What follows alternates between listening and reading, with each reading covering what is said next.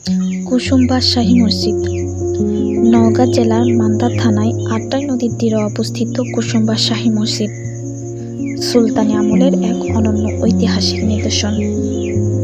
এটি 1558 থেকে 1559 সাল অর্থাৎ 666 হিজরি বাংলার শেষ দিকে সুরবংশীয় শাসক গিয়াসউদ্দিন বাহাদুর শাহর আমলে এটি নির্মিত হয়।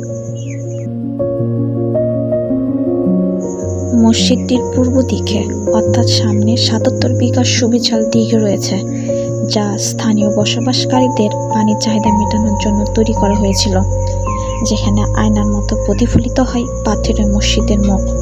বিকেলের আলোয় দিঘির জলে মসজিদের প্রতিফলন যেন সময়ের সাথে কথা বলে। ইটের তৈরি হলেও এর বাইরে এবং ভেতরের সম্পূর্ণ অংশ এবং খিলানগুলো পাথরের আস্তরণে ঢাকা। এর স্তম্ভ এবং মেঝেগুলো পাথরের। প্রায় 400 বছরেরও বেশি সময় ধরে ঝড়, বৃষ্টি, সূর্যের তাপ সহ্য করে টিকে আছে এই শাহী মসজিদ। দৃঢ়তা, কারুকার্য, সৌন্দর্য আর সৃষ্টিশীলতার ঐতিহাসিক গৌরবে মসজিদটিকে আজও মুসলিম ঐতিহ্যের এক অনন্য নিদর্শন। এটির সৌন্দর্য দেখতে আসে দেশ বিদেশের অসংখ্য দর্শনার্থী।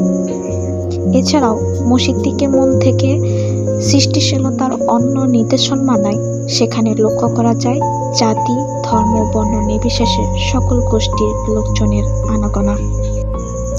মসজিদের ভিতরে কালো পাথরের তৈরি 3টি মেহরাব রয়েছে, যেখানে চমৎকার লতাপাতা এবং আঙ্গুর গুচ্ছের নকশা খোদাই করা আছে।